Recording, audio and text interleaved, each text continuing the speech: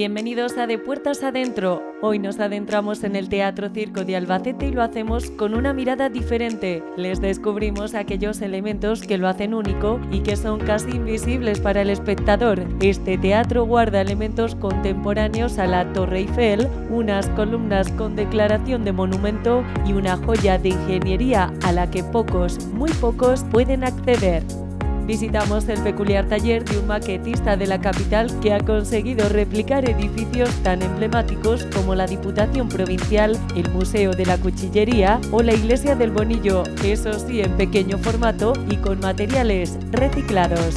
Hablamos también de tarimas, no todas son iguales, buscamos diseño y calidad, las hay con tacto 3D, bisel, resistentes a la humedad y con gran resistencia a la pisada. Despejamos dudas de la mano de Pinturas Vero y como cada programa resolvemos algunas de las preguntas más comunes sobre hogar, decoración e interiorismo. Bienvenidos a De Puertas Adentro.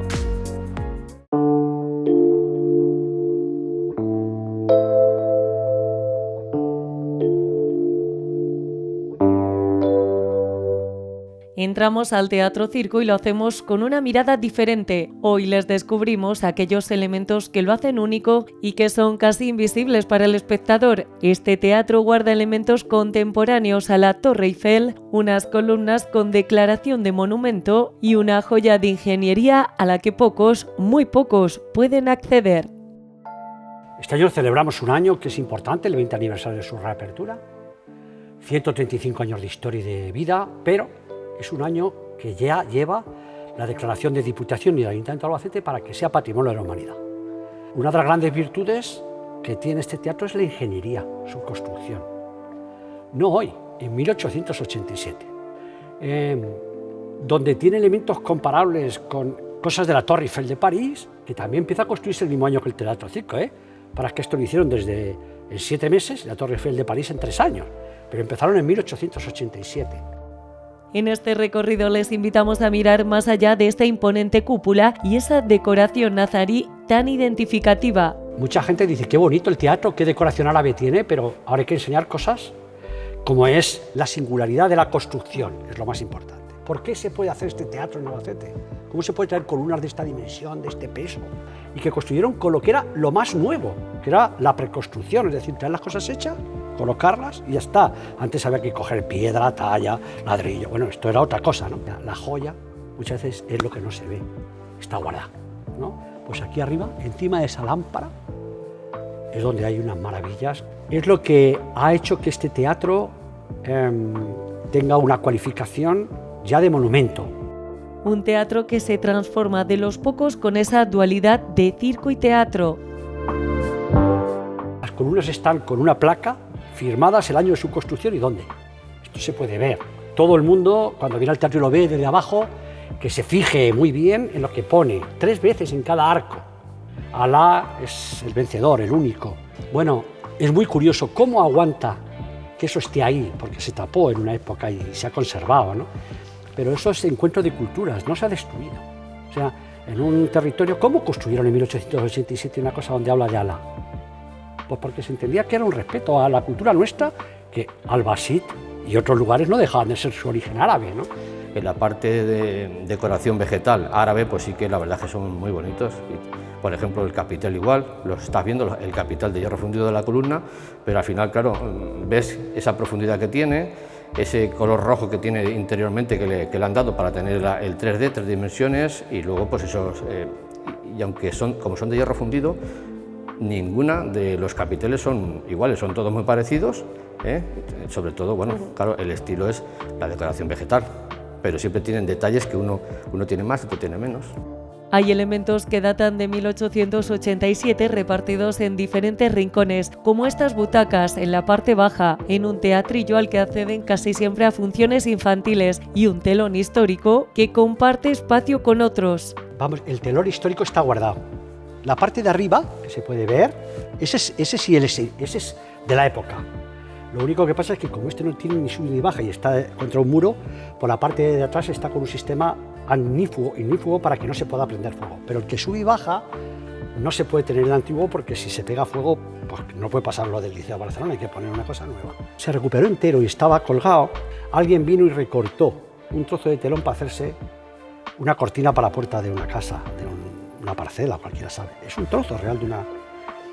Claro, eso ya se ha perdido. Entonces la reconstrucción no era posible, está guardado entero, pero eso es así. Y luego hay otro telón, que es el de terciopelo, que la gente... Y es que depende qué tipo de función o de obra, hay que tener los 3 telones. El que estáis viendo, que alguien dirá, ¡uy, qué feo! Bueno, ese es el de seguridad. Y luego está el telón a la americana, que se llama, que es el de terciopelo gigante, muy grande, que se permite que en una ópera, si tienes que aplaudir tanto, que tienen que saludar a los cantantes, mientras que están cambiando el segundo acto, puedan salir fuera, porque claro, con otro telón se verían los que están trabajando detrás, ¿no? O sea, cada uno tiene su misterio.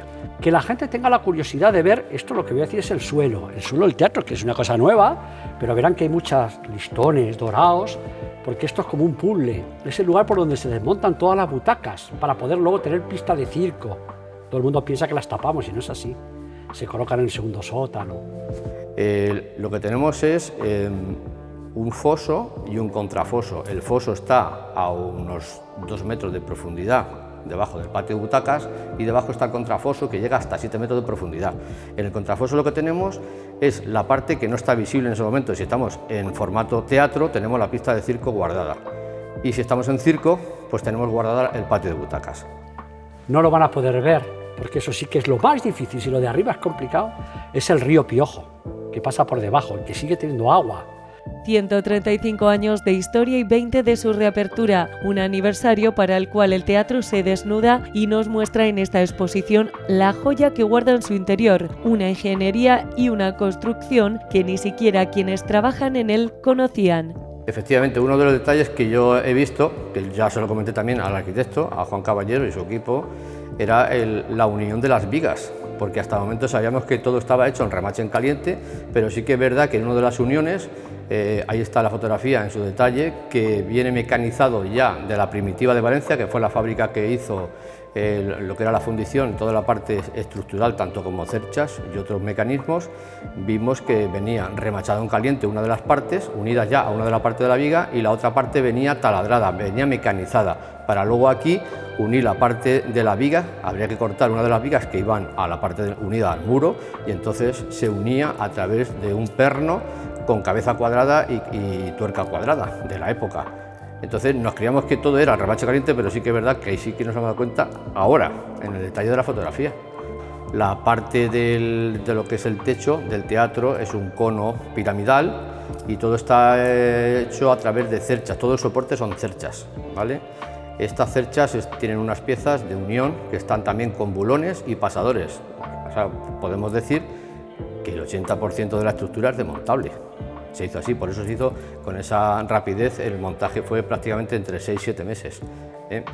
Y luego todas las cerchas van unidas a una especie de rosetón de hierro fundido, que es la cúspide, digamos, de la pirámide, donde ahí entran todas las partes redondas de la cercha, lo que es el hierro y están unidas con una especie de pasador rectangular.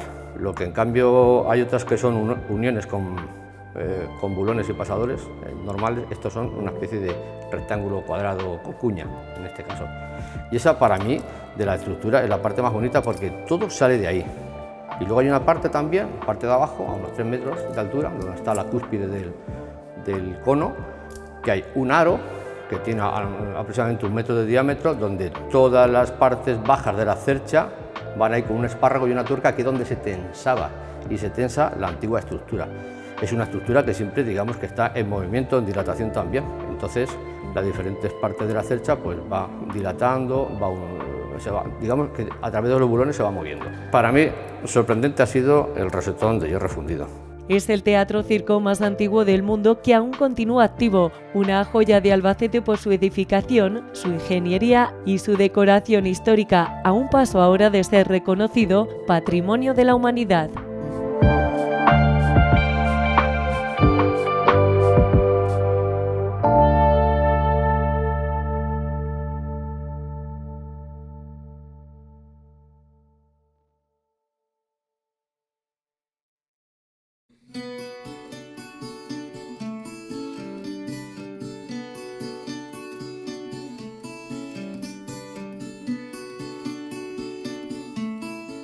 Hoy visitamos un hogar peculiar. Nos recibe Francisco y muy bien acompañado. Desde aquí podemos ver el Museo de la Cuchillería, el edificio de la Diputación o la Iglesia del Bonillo, eso sí, en pequeño formato. Francisco es maquetista, pero sin título ni formación previa. Este vecino de la capital levanta edificios sin apenas herramientas. Yo no esperaba nunca que lo podía hacer esto. Todo esto no lo esperaba nunca. Su primer edificio, la Diputación Provincial. Cuando empecé con la verja esa, digo, yo no la voy a terminar. No la voy a terminar, que hice 2. Empecé a hacerlo con palillos de estos de punchos morunos. Conforme me he ido encontrando, pues he ido teniendo material. Y de las que me encuentro por la calle y en los contenedores. Yo las lavo bien lavadas, las lijo y la madera cuando la lija se queda bien. Y luego la pinto, y luego ya cuando está terminada la pinto. Y poco a poco Francisco se ha atrevido con todo tipo de edificios.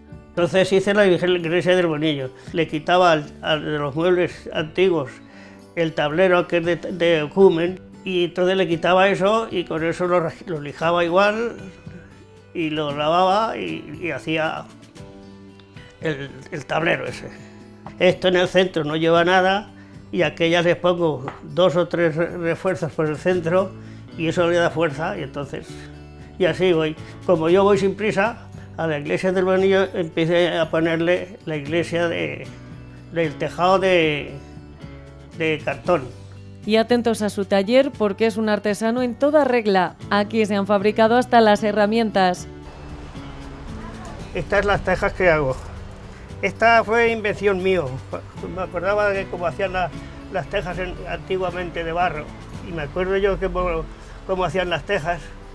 Y se lo dije al muchacho este del taller ese de allí. Digo, mira, las tejas, antes hacían las tejas con un molde. ¿Tú me podías hacer un molde? Entonces yo con una lima de estas, con esa, dale que te pego hasta que, como hacía un escalón aquí, de los 2 taladros, pues yo dale que te pego hasta que lo dejé.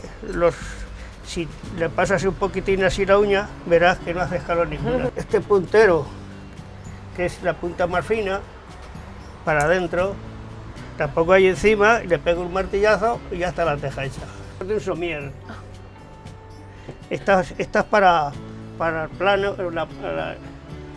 para la parte de abajo de eso, pues esa es la sierra que le pongo un puño. Y con esta me arreglo para cortar las tablas. Esta le das un poco barniz y tiene el sabor, y se ve el color de la madera. Mecánico, camionero y portero, su afición como maquetista le viene de tiempo atrás. Todavía recuerda quién le marcó su primer reto, un abridor de madera. Don Miguel Sotoca. Y un día me baja con un invento, porque él era profesor, y un día llega y me dice, mire usted, Francisco, esto seguro que lo hace usted. Dice, esto lo puede hacer usted. Digo, ande, unas latas. Le quité una pata a la silla y hice unas cuantas, les di a ellos unas pocas, eran más pequeños, la pata de una silla pues como esta, por ejemplo. Y ya empecé con eso a hacer ya manualidades. Todo esto de madera que me encontraba en los contenedores. La sierra de hierro, la sierra que tengo es con un puño, una hoja de sierra, de hierro también, y con eso me arreglo.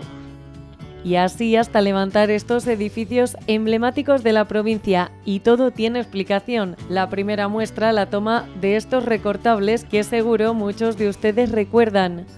Daban en la Diputación, en la feria, todos los años unas bolsas con tarjetas de papel.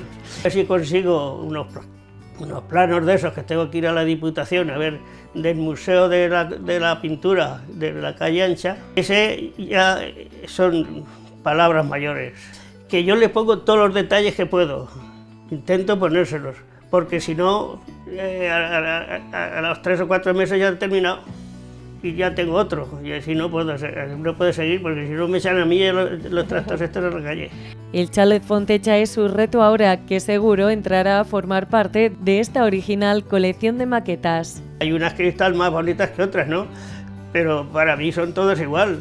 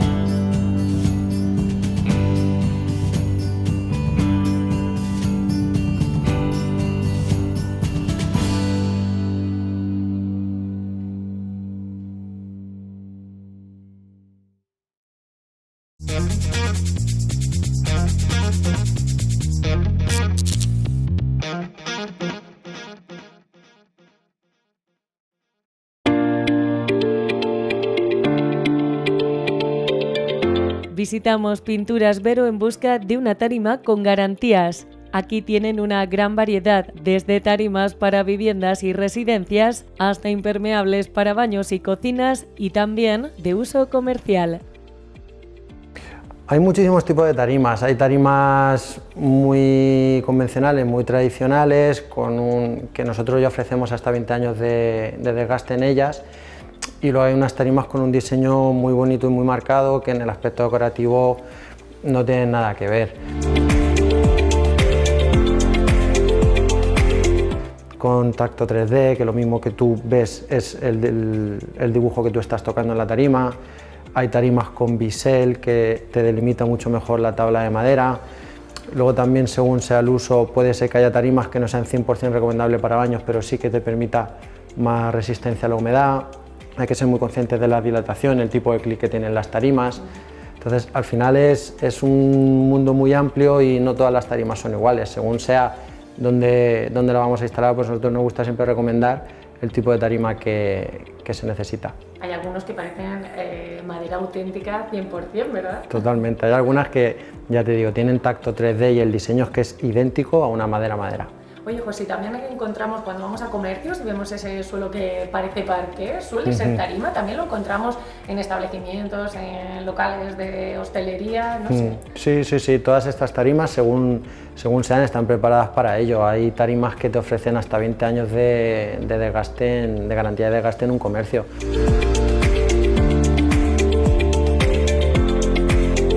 Buscamos una tarima para un hogar, pero ¿en qué nos tenemos que fijar? ¿Qué aspectos debemos tener en cuenta? Tenemos que ser muy conscientes de la amplitud de nuestra vivienda, los metros que tenemos, porque según la cantidad de metros que tengamos a instalar, hay muchos tipos de tarima, de 8, 10, 12 milímetros de grosor, que eso nos va a acompañar en cuanto a los metros cuadrados que podemos llegar a poner sin juntas. Muchas veces a nadie le gusta en su casa tener una junta de transición debajo de una puerta, etcétera, etcétera. Entonces, eso es algo que tenemos que ser muy conscientes. A día de hoy lo mejor de manera catalogada, porque sí que hay resistencias superiores, pero no están catalogados como tal, no tienen ensayos, es un AC5 de 12 milímetros.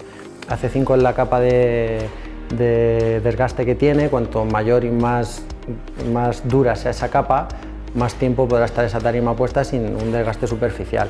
Y luego el grosor, al ser de un grosor superior, va a evitar esas aperturas que tienen las tarimas y te va a permitir poner una mayor cantidad de metros. Luego, a su vez, también influye mucho el clic que tenga esa tarima. Hay algunos tipos de clic con un cierre todavía más duro. Y si luego a eso le unimos una mayor resistencia a la humedad, un tacto 3D, pues tendremos una tarima de categoría. ¿Cuál es el mantenimiento que tiene que darse a una tarima que tengamos en casa, un hogar normal? Realmente el mantenimiento es como cualquier tipo de piso que tengamos en casa. Tenemos que tener siempre consciente de que es tarima, que tiene un componente de madera y que no la podemos encharcar en agua, también según sea el tipo. Si es una tarima con base de PVC no pasa nada, pero una tarima de madera no se debe encharcar en agua. Entonces, únicamente con pasar una mopa o una fregona muy escurrida, con eso tendremos más que suficiente para tenerla siempre en perfecto estado.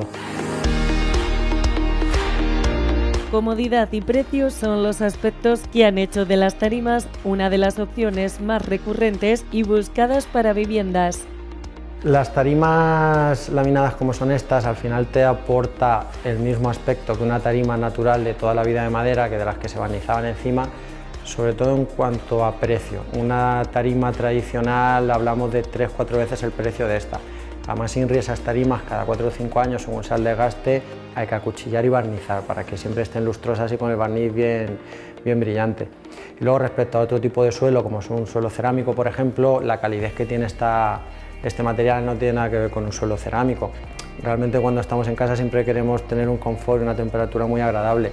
Esta tarima te lo ofrece, y más aún con los subsuelos que hay, que algunos que son con una gran capacidad de retención térmica, que es un más a más también a la hora de poner una tarima. ¿Os lo instaláis en casa o lo podemos hacer nosotros? ¿Qué otros materiales necesitamos? Cuéntame. Hay gente que se le instala a ellos mismos, por supuesto, siempre hay gente que es muy manita, dispone de materiales y se lo pueden hacer ellos. Bien es cierto que nosotros, para el resto de gente que no tiene este tipo de sierras, ingletadoras, etcétera, para hacer estas instalaciones, nosotros ofrecemos un servicio de instalación y de venta para todos estos materiales. Entonces nosotros, cualquier persona que quiera, le podemos ofertar tanto únicamente el material o una instalación completa, tanto de tarimas, de puertas, como lo que necesiten. La verdad que no tiene nada que ver lo que había hace unos años a lo que hay ahora. Realmente hoy en día hay unos diseños que son prácticamente madera natural y que si no te lo digo no crees que sea tarima.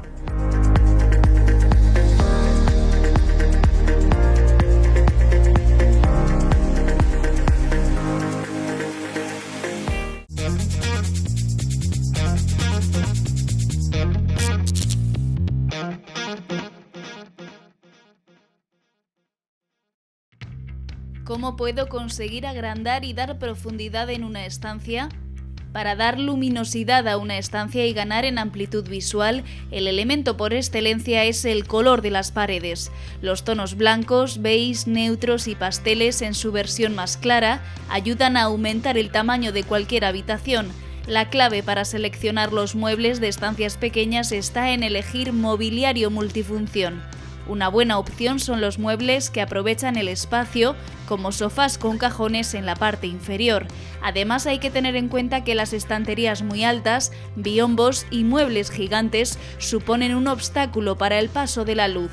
Los espejos son muy buenos aliados a la hora de conseguir un cuarto más grande y aportar profundidad. La mejor alternativa pasa por disponerlos en paredes contrarias a ventanas o focos de luz artificial para que reflejen la luminosidad y la habitación parezca más amplia. ¿Cuál es la mejor opción para limpiar la lavadora?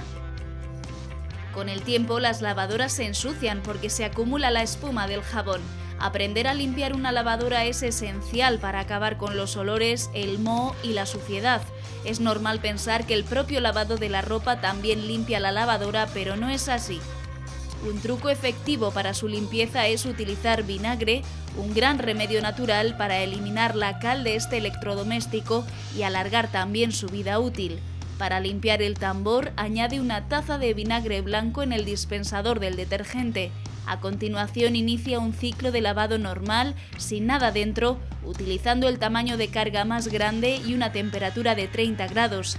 Cuando termine el programa, si notas que no ha quedado perfecta y sigue habiendo restos de olores, puedes poner vinagre directamente en el tambor y frotar con un paño o estropajo. ¿Cuál es la vida útil de los paneles solares? Uno de los puntos a tener en cuenta para hacer durar estos paneles son las inclemencias del tiempo, ya que estarán sometidos durante mucho tiempo al frío, al calor y a las lluvias. La media de vida útil de los paneles es de 25 años, no obstante, con un adecuado mantenimiento pueden llegar a durar más de 30 años, teniendo en cuenta que la potencia bajará a partir de los 20 debido al desgaste de las células. Con una correcta conservación, los paneles pueden durar hasta los 35 años.